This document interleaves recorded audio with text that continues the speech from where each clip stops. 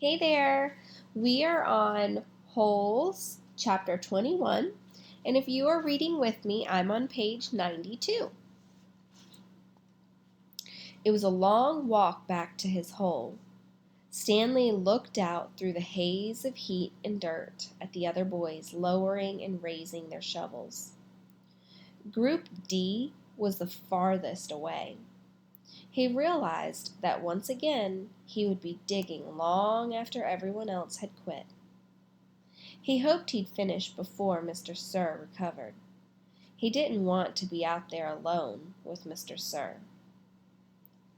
"He won't die," the warden had said, "unfortunately for you." Walking across the desolate wasteland, Stanley thought about his great-grandfather. Not the pig stealer, but the pig stealer's son. The one who was robbed by Kissin' Kate Barlow. He tried to imagine how he must have felt after Kissin' Kate had left him stranded in the desert.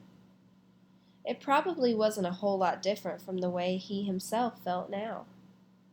Kate Barlow had left his great-grandfather to face the hot, barren desert. The warden had left Stanley to face Mr. Sir. Somehow his great-grandfather had survived for 17 days before he was rescued by a couple of rattlesnake hunters. He was insane when they found him. He was asked how he had lived so long, and he said he found refuge on God's thumb. He spent nearly a month in the hospital. He ended up marrying one of the nurses. Nobody ever knew what he meant by God's thumb, including himself. Stanley heard a twitching sound. He stopped in mid-step with one foot still in the air. A rattlesnake lay coiled beneath his foot. Its tail was pointed upward, rattling. Stanley backed his leg away, then turned and ran. The rattlesnake didn't chase him. It had rattled its tail to warn him to stay away. "Thanks for the warning," Stanley whispered as his heart pounded. The rattlesnake would be a lot more dangerous if it didn't have a rattle. "Hey, caveman!" called Armpit. "You're still alive!" "What'd the warden say?" asked X-Ray. "What'd you tell her?" asked Magnet. "I told her I stole the seeds," said Stanley. "Good going," said Magnet. "What'd she do?" asked Zigzag. Stanley shrugged one shoulder. "Nothing. She got mad at Mr. Sir for bothering her." He didn't feel like going into details. If he didn't talk about it, then maybe it didn't happen. He went over to his hole, and to his surprise it was nearly finished.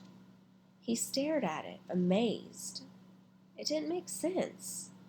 Or perhaps it did. He smiled.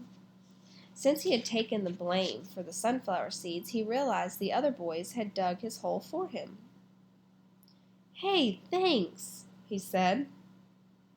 "Don't look at me," said X-Ray. Confused, Stanley looked around from Magnet to Armpit to Zigzag to Squid. None of them took credit for it. Then he turned to Zero, who had been quietly digging in his hole since Stanley's return. Zero's hole was smaller than all of the others.